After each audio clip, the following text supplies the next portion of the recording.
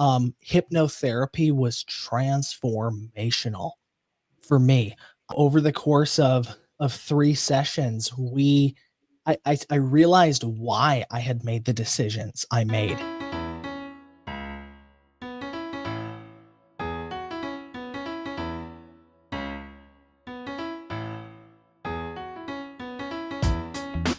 "83% of Americans identify as not very happy, which can hold you back and negatively affect your relationships and your business. On this podcast, we discuss the proven steps to happiness so you can restore balance and rekindle your joy."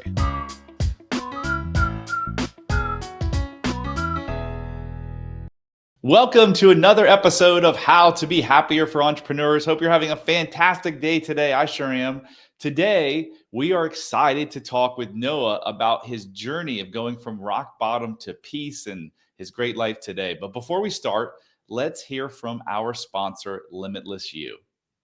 Hi, I'm Brad Chandler. My journey from flipping 4,500 homes to co-founding LimitlessYou began with a discovery, and that is true barriers to success are often hidden beliefs.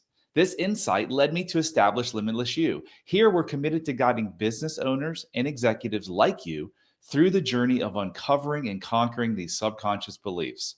Our mission is to help you transform not just your business, but your entire life, achieving personal and financial abundance.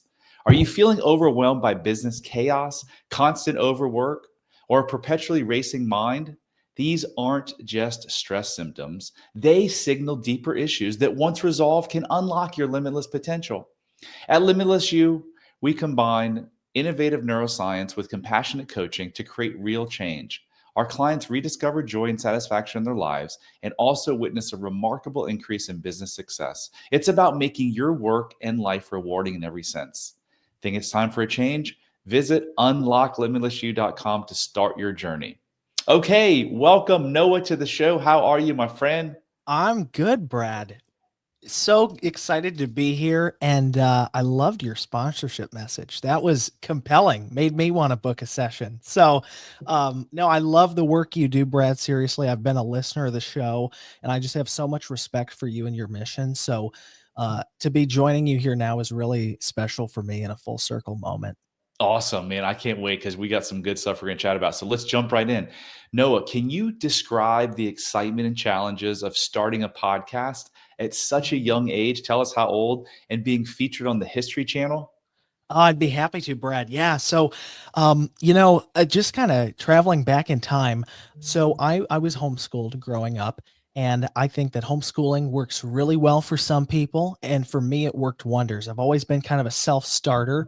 And the reason I bring that up is because when I was 16, I started a podcast. My whole family's in real estate investing. My dad owns a real estate appraisal firm.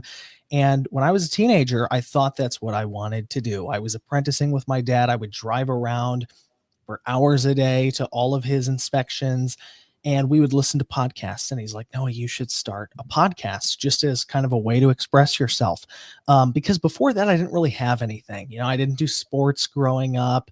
Um, but I loved history. That was like my thing, is history. And my dad's like, "You should start a podcast about history." Okay. So he bought me the podcast equipment for Christmas one year, actually 2 years ago, and I just sat in my closet, did nothing with it. Then when I was 16, I'm like, okay, I know that 18, that you know, that like magical number of 18 years old where I'm going to graduate high school is looming. And I knew that for me personally, I didn't want to go to college. So I figured, man, maybe through podcasting, I can find an excuse to not have to go to college. So I started a show about Vikings because that's what I was really into at the time. So bought the domain name, hired, a graphic designer to spin up the artwork for the history of Vikings. And I just cold emailed someone, my first guest, the professor of medieval literature at Oxford University. And she said yes to coming on the show. And from her, she introduced me to more people in her network.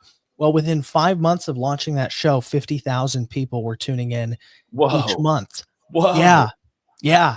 It was exciting, man, because for me, like, I felt like, man, I finally have something that's mine, and I finally have a way to express myself. And from that, the podcast was sponsored. I was flown out to Europe to be media and cover this Viking festival in New York in the UK. I got a book deal with the largest military history publisher, and I wrote a book about Viking battle tactics in France. Um, Whoa. yeah, a couple years later, I was flown out to Toronto to give an interview for a new documentary on the History Channel called History's Greatest Warriors. And, from there, then I started my business, Profit with Podcasting, where I help people, get more clients and grow a large audience. But that's where it all started, man. Incredible. And how old were you when you got on the History Channel? Yeah, so that actually was last year.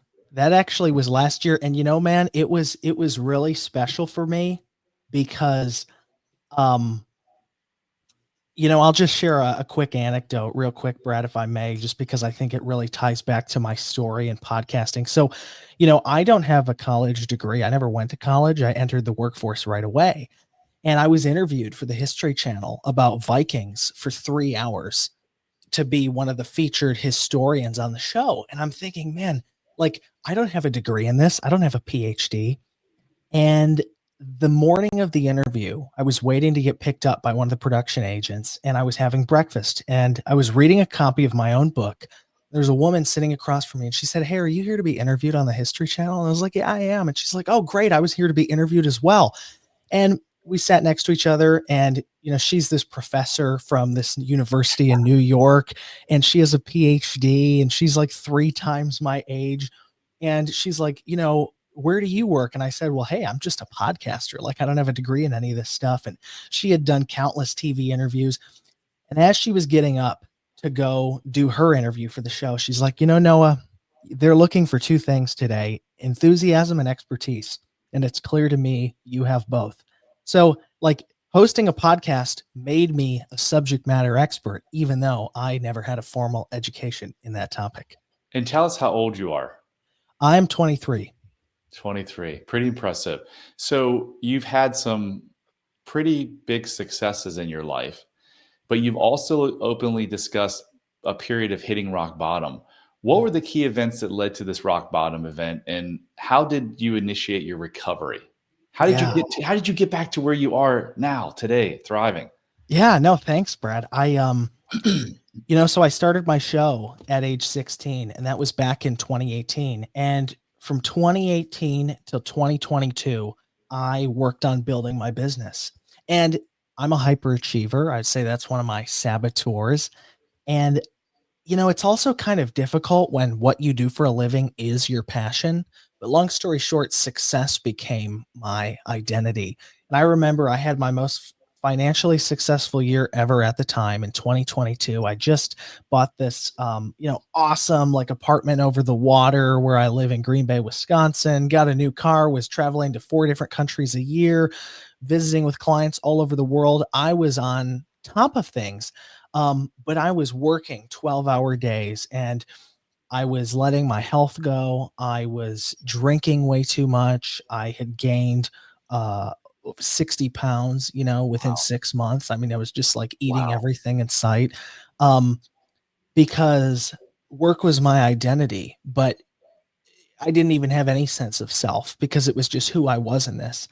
And simultaneously, Brad, as I was doing this, I was, because, I was thinking to myself, I need to do more, so that's the thing is like, we're exhausted and we know we're exhausted because it's like, okay, like I know that I'm drinking too much and I know that I'm eating like crazy and I know that I'm not exercising or doing any sort of mindfulness, anything. I know that.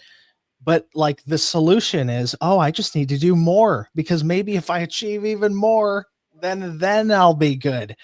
So I wound up running for city council in my hometown of De Pere, Wisconsin, which is a suburb of Green Bay.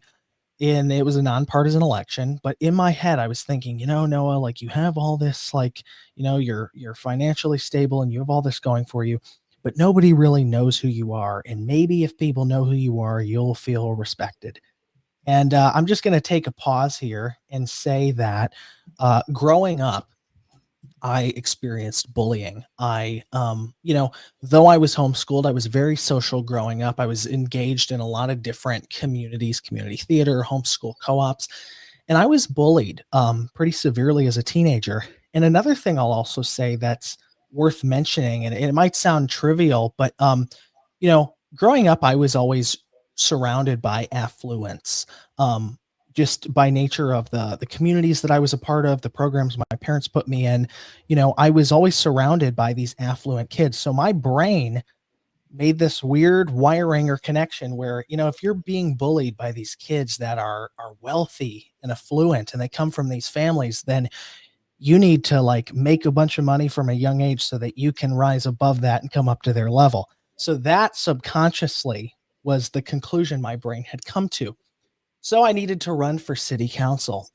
And I put my identity in that, Brad. I have never been a political person. I consider myself apolitical, really. I mean, like I said, it's a nonpartisan election, but I got into it for the wrong reasons.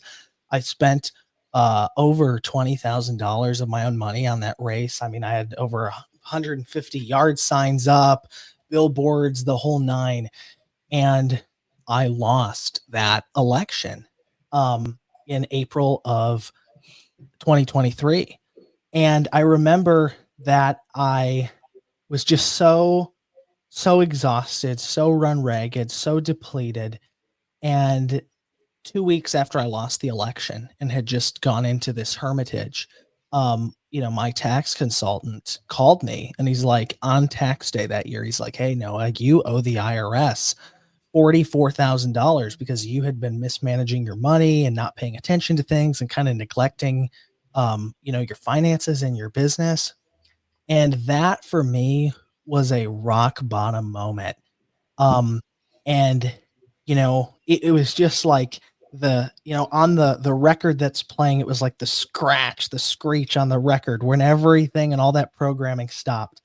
So, in terms of how I recovered, I would say it was a long and arduous process. Hypnotherapy was transformational for me. I have a client who is a hypnotherapist, and I had seen all the testimonials she was getting from clients over our year and a half of working together that I gave her a call one day and I was like, "Hey, I need your process. And is there any chance that we can do it today?" So she did. And, over the course of 3 sessions, I realized why I had made the decisions I made. Because for me, Brad, that's a question I had never asked myself before, and I think it's a question that a lot of us don't ask ourselves is, "Why am I doing something?" You know? Yeah, and it's helpful to ask your whatever the answer is you get, ask that same why 6 times deeper, Mhm. and you'll come up with something that may put you in tears. So what was your why? What was your ultimate why? I had been living for the approval of others. To me, success was how well liked I was because my biggest thing that I was always searching for was respect. I felt like, I mean, I was bullied, and that really, and again, it's not what happens to you, Brad. It's how your brain Of course. interprets it, Mhm. and for me, like that bullying was so rough. I mean, I had struggled with weight my whole life. I had horrendous acne and skin problems as a teenager, and these things were brought to the forefront by these people who came from very affluent families in the area. So I thought, oh gosh, well, if I just succeed in business, I might not be the fastest person or I might not be the best at sports, but I can succeed in business, and once I do that, then I'll be respected. Um but it made me realize that I didn't respect myself. So how could anyone respect me if I wasn't respecting myself? And how I knew I wasn't respecting myself is because I wasn't getting enough sleep. I was not pleased with how I looked. I didn't take care of myself. And that's what that made me realize. Yeah, you said something that one of the doctors I studied under, Dr. Gabor Mate, says that, can anyone really disrespect you? If he goes through a monologue when you're like, well, the landscaper showed up late and that was very disrespectful. I got very angry. And he goes, well, why'd you get angry? And it usually comes back to, well, I didn't feel enough and he wasn't like validating me. And he's like, well, who disrespected who? I'm combining, I'm making this very short. And the person often says, oh shit, it was me who disrespected, because I'm with Dr. Gabor. No one can Mhm. disrespect you. If I said to you, you're a no good son of a bitch, Noah, you would know that either it was true or you would be like, no, there's something wrong with Brad. There's nothing wrong with me. So fascinating Mm. stuff. Is the hypnotist that you dealt with, was he or she RTT, rapid transformational therapist? She was, yeah. She studied under Marissa Peer. Yes, so that so myself and my partner Yvonne both studied, and we do the same thing. So, man, your story is so fascinating because it correlates so much with mine. And I Mm. have to say that you were like, some people don't ask why. Some people never do the work that you did. My father unfortunately passed away at 74 years old, and he could never face this work because it was so painful to him. It was like it's what kept him safe, which it really didn't, but he thought it did. So kudos to you at 20, whatever years old you were, 21, 22, going through that process. Like, oh my gosh, now you have the rest of your life. What was it about? And you said 3 sessions. Like, we have a 5-week program here at LimitlessYou, but the magic really happens in the first 3 sessions. Between hour 3 and 5, everything changes. So Yeah. tell us, like, what was it about hypnosis that unlocked something within you? There's so much, Brad. There's so much. I remember during my first session, my hypnotherapist, um, we weren't even before we like even dove into my own subconscious mind and some of the thoughts, habits, and patterns that I had established that were no longer serving me. She was either reading or describing to me this beautiful story of this illustration of this tree in this garden. And on that tree, there's a lemon, and you're wading through the water, and you can feel it at your knees, the cold rushing water. And you grab this waxy lemon and you bite into it. And she's like, Noah, as I was describing you biting into the lemon, you started to salivate. Your body's natural response was to create saliva. And that's because your mind doesn't know the difference between an imagined thought and reality. And to me, that like just shattered everything I thought I knew about myself. Um, and the two biggest things I would say that I came away with from my hypnotherapy uh, work are acceptance and authenticity. And, it was awesome, Brad, because the thing is like the answer to everything that we could want is already inside of us. The solution is already inside of us. We just have to search for it and find it. So I highly recommend everybody listening to seriously get involved with your program, Brad, because it's transformational work. And the thing is once I did that, not only was I able to break all these barriers in my health and lose 52 pounds and stop drinking and have a healthy relationship with it, but like my business, accelerated. I mean, it's like the thing that people, especially business owners, don't understand is like hypnotherapy is not just if you have a chronic health condition or if there's some trauma or whatever that you need to resolve. Like if you're experiencing procrastination or you feel stuck or roadblocks in your business and you're not sure why, I would say that hypnotherapy is absolutely a great answer. And was it like, a lot of people think hypnotherapy woo woo, like they're going to hold a clock in front of you and you're going to chase, mice around on stage. Did any of that crazy stuff happen? No, no, not at all. Not at all. With my hypnotherapist, I did virtual sessions on Zoom. I also did in-person sessions because I happened to at the time be in Nashville, Tennessee, where her in-person office was. But I would say it was a conversation. It was a conversation with her, and it's a conversation with yourself as well. And that's the coolest thing, man, when you are able to have a conversation with yourself and you're like, pardon my French, but holy shit. Like I just gave myself the answer to what I am looking for. Yeah, because your subconscious mind always knows the answer. Your subconscious mind at the time knew why you were overweight, knew why you were drinking. Your conscious mind didn't, and that's why traditional therapy doesn't work so well most of the Mhm. time. It's because they Right. focus on the conscious mind. But the unconscious, the subconscious mind drives 95% of your behavior. So if you're listening to this right now and you're wondering, do I have some of these hidden limiting beliefs that are buried in me? Do yourself and your family and your business and your health a favor. Just 3 minutes. Go to unlocklimitlessyou.com/quiz. Take the quiz. This may start you on a journey like it did with myself and Noah that could change your life in ways that you might not even be able to imagine right now. So go right now, unlocklimitlessyou.com/quiz and take the quiz. Noah, let's go back to your childhood. When you were being bullied, who did you go tell about being bullied? Yeah. Um, Well, and it was hard for me to tell people. I'll start by saying that it was really hard for me to tell people because I was embarrassed. It was like, if I'm being bullied, there must be a reason why, you know. Um, at least that's what I told myself. But I went to my parents, and I would say that I went to my parents and talked about it probably later than I should have. Um, but yeah, So, no, it would have been my parents. so maybe there was many times that you were bullied and you didn't tell anybody.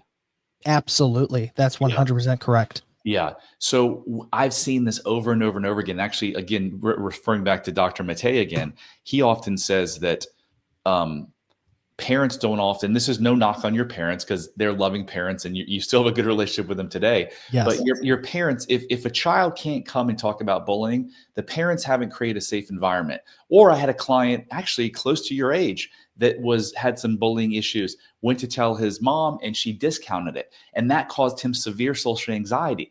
5 sessions later, like he's joining Toastmasters. And I saw him speak in front of like 150 of the country's most successful real estate investors, all because we did exactly what you did and what I did in my life. We went back to those meanings. So you're getting bullied. Things are happening to you. You've got to, just like you said, you've got to come up with a reason. How are you going to survive this? Well, there must be something wrong with me, because if it's the bully's fault or my parents' fault, I'm screwed because I can't control it. This is what we do as human beings. This is why we have 70% of Americans on prescription drugs. It's why there's an obesity rate of like close to 60%. Yeah. It's why our hospitals are full. It's why 100 million Americans are on an anti-anxiety or antidepressant. It's because of the meanings. And we're going to go even deeper. The meanings that we place on our life as kids to control the situations. Because if you can just be a better boy, right, Noah, then the bullying will stop, right? But Right. that's not the case because it had nothing to do with you. So let's go to what you said, and then we're going to break it down why. You said that your health got better, your business financially took off. I don't know if you said your relationships, but I'm sure your relationships got better.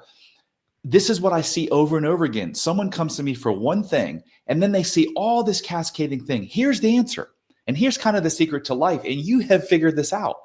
Every negative behavior in your life, the drinking, the overeating, in my life, the marriages that didn't work out, the kids with anxiety, the millions of dollars of business losses, the smoking weed, the drinking. It's your brain's solution. That's actually a solution. That's why, again, another reason why therapy doesn't work out, because you actually come to the therapist with your solution, but they don't see it that way. So it's the solution to something that your brain thinks is actually worse. For you, my friend, it was, I'm not good enough. I'm not enough. So what your therapist did in hypnosis through the RTT process, which we do every day, is you showed your brain it was untrue. Your brain can't hold two conflicting thoughts. And so what happened is those neural pathways that were holding those untruths that were formed in childhood were literally written over. Yeah. Once they're written over, is there anything fueling the negative behavior? No. So what happens in negative behavior? It goes. You are an exact testament to it. You lost weight. Your business went up. You had to stop. When you said earlier, I had to do more, in my head, I'm like chuckling and shaking my head. Yes, yes, yes. Because that's what I did for 47 years. It didn't matter how many millions of dollars. I just had to make more. I had to get more. And I see that with clients and billions of people around the world all the time. You can look at billionaires that don't feel enough. And it doesn't matter that they have $1 billion. They still don't feel enough. Look at Matthew Perry, whose life was just taken. Look at Janet Jackson, Whitney Houston. The list goes on. So just absolutely phenomenal at your age that you were able to do this. And now you can share this with the world because you have a big voice, that this shit doesn't take 3 decades. It took me 3 decades of therapy, and in a 3-hour session laying in an Airbnb bed doing something very similar to RTT, my life forever changed. So if you're listening to this and you're struggling, look at the two of us. Our Yeah. lives have changed profoundly with 3 to 5 hours of work. And because exactly, Brad, because if it took the reason why we're able, I think, through the hypnosis work that you do with clients to resolve these thought patterns so quickly is, if you think about it, it didn't take 30 years for you or me to develop those thought patterns. I mean, our brain created that neural pathway like in an instant, right? Yeah, between the ages of 0 and 7, we're in a hypnotic. We are in a hypnosis theta wave brain state most of the time anyway. So for 7 years, most of your programming for your entire life has happened, right? It's whatever. So you're bullied. What's your programming? There's something wrong with me. Otherwise, why would these people be doing it to me? Now, as an adult with your newfound knowledge, we can look back and be like, oh, in my case, my dad was hitting me. He was making fun of me, hitting me with the belt. Must be something wrong with me. No, there's nothing wrong with me. My dad hitting me with a belt was his way of thinking he was doing something good for me. It really wasn't. And if you hit your kids, please stop in any way, shape, or form. Even timeouts that seem so benign, kids misbehave for one reason and one reason only. They're disconnected from you. Put them in timeout and shut the door. You're further disconnecting them. So anyway, dad was doing that because he thought it was right for me. Dad was making fun of me because of how bad he felt about himself and how he wasn't enough. I couldn't do that and make that judgment as a kid. My brain wasn't even formed. We don't even have logic until age 7, 8, 9. So it was all my fault. But now as an adult, and most of the people listening are adults, right? You can look back and be like, oh my gosh, all that shitty stuff that happened to me. That teacher telling me I was a no good kid and I'd never amount to anything. No teacher, no person, no human being that ever had enough self-love would ever say that to a kid, no matter how bad the kid was. So it was never about you. And all this negative stuff in your life, it's not your fault. It's just your brain's way of coming up with a solution that it thinks is keeping you from even more pain. But we know it's just all an untruth. Man. Absolutely. I couldn't agree more, Brad. And I'm just noticing your shirt, man. The only diet that works is self-love. That couldn't be more true. That couldn't be more true. Because by the way, and we don't have to go down this rabbit hole. When I lost the weight after hypnotherapy, I didn't sign up for some program, or I didn't buy some book, or I didn't do any sort of like health like thing, or I didn't find a program. It's like all of a sudden there was just no desire to eat the foods that were no longer serving me. You know what I mean? Yes. Like we all know how to be healthy. I mean, there's just so much research blasted in our faces all the time. Like, but for it was so yeah, Brad. I love that. Noah, you're like a perfect case study, because remember a couple of minutes ago I explained that the negative behavior you can't control, the eating, was protecting you from something, this feeling. So when you ate, you distracted your mind. Yeah, you didn't go on a diet plan, but do you know that the diet industry is like 2 or 3 or 4, something ridiculous, $4 billion a year, but 98% of diet and exercise fail people. Why? Because none of them provide what your RTT therapist and what I provide, and that's what is causing you to eat in the first place. Yeah. How many people, Noah, do you know in your life, in your short life, who you've seen lose a bunch of weight to only put it all back on? Why is that? Because they never figured out what caused them to put the weight on in the first place. And it's always an underlying untruth, usually formed in childhood. Man, This is good stuff. We could talk for hours and hours and hours and hours. So yeah, when I think about your bid for city council, it was just another, if I can do this, then I'll be worthy, I'll be loved, I'll be validated. Yeah. You learned that nothing from outside of yourself can ever give you that. No. But yet most of the world, including myself and you for those, few years, was thinking that the happiness was outside. Always, always, always searching, be a better podcaster, make more money, get the lake house or the house on the water like you. Yeah. Now, do you need any of that stuff to be happy, Noah? No, not at all, Brad. Not at all. If everything was taken from you, would you still be happy? I would. Yeah. I And at this would. at this age, you know how to make it all back. So you've got nothing to fear, brother. Oh, thanks, man. I appreciate that. So we talked a lot about let's talk a little bit about you, your current projects, and how are you using this experience now to serve others, and how do you help others? Yeah, so I run a company called Profit with Podcasting, and I help people grow their businesses through podcasting, primarily through growing an audience and getting more clients or customers. You know, Brett, I have produced podcasts for Facebook, Siemens Energy, Alibaba, obviously my own shows, small business owners in several different industries, and just on the personal side, I can honestly say that almost every good thing I have in life, I can trace back to podcasting in some way. And I will also say that the magic of podcasting to me is in the relationships. I mean, I've met lifelong friends. The number one way that I get clients through for my own business is through podcasting. It's magical for building relationships. And, I would say if you think about it, let's just talk about getting clients for your business, right? How we used to do that is we used to go to BNI events or we used to go to, coffee networking events or what have you, or we might cold DM someone on LinkedIn.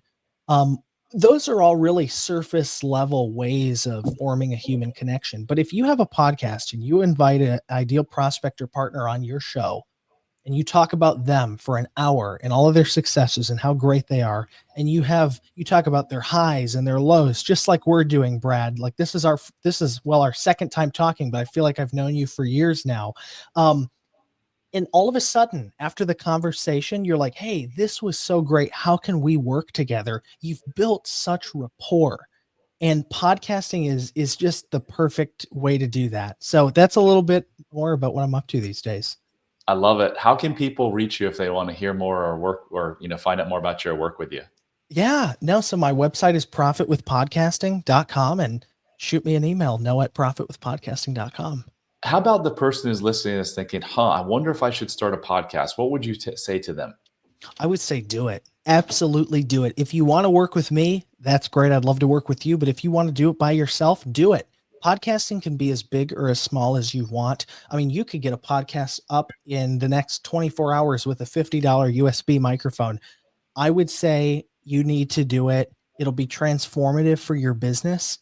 And ultimately, it's not about how many listeners you have, it's about are they the right listeners.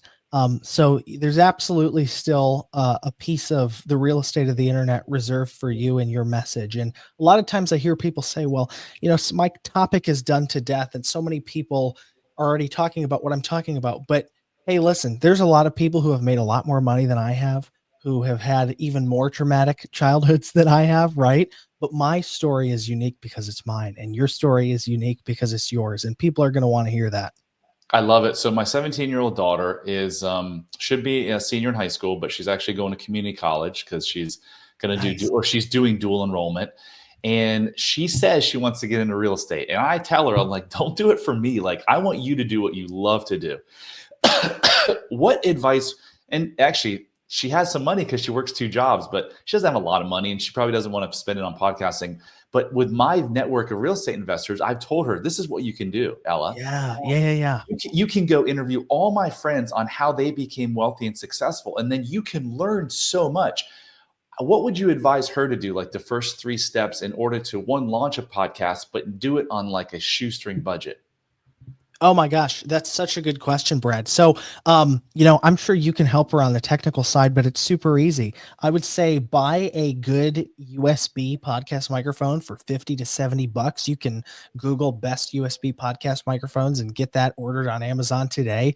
I would say sign up for a podcast hosting account. I highly recommend Transistor. They have a free plan. That's what allows your show to be live on the internet and available on Apple, Spotify, and all of the 30 plus podcasting platforms. And then I would say record via Zoom or StreamYard or Riverside.fm. Every single one of those sites has a free option. And absolutely invite successful real estate people, investors, agents, what have you, onto your show. And I would say ask questions that you're legitimately curious about. There's no such thing as a right or wrong question, as long as it's a question that you have a genuine curiosity in. And, Yeah. your daughter, Brad, when she talks to all these people, they're going to be on fire because they can see her passion and the curiosity in her. And then after she has these conversations with people, um, you know, there's going to be so many good things that come about. I'm confident there would be work opportunities or apprenticeship or whatever opportunities that come from those. Yeah. Love it. Awesome. Awesome. Anything I didn't ask you that you think would be helpful for the listeners to know? Oh man. No, Brad, we hit it all, man. This has been great. This has been great. Thank you so much for what you're doing. It's so needed what you do, man, especially for entrepreneurs, because as entrepreneurs, we live in a society that promotes hustle culture and making it. And, I love this space that you've created, man, where we can all be authentic and hear the authentic stories of others. Thank you. Tell us one more time, how can we reach you? Noah at profitwithpodcasting.com is my email. And, check out the website, profitwithpodcasting.com. That concludes another episode of How to Be Happier for Entrepreneurs. As you know, I'm trying to help 1 million people, my partner Yvonne and I, to get rid of these limiting beliefs that are holding you back from a life of abundance. I can't do that alone. We can't do that alone. We need your help. So please just do me a small favor. Give me a 5-star rating, review, subscribe, share. Anything you can do to get the word out would be greatly appreciated. Until next time, love heals all. Hit subscribe if you don't want to miss out on more life-changing content. And if you're struggling, you don't have to. Go to bradchandler.com/contact. There, you can join the Facebook community of like-minded entrepreneurs, and you'll see a button to schedule your freedom and happiness call. See you on the next episode.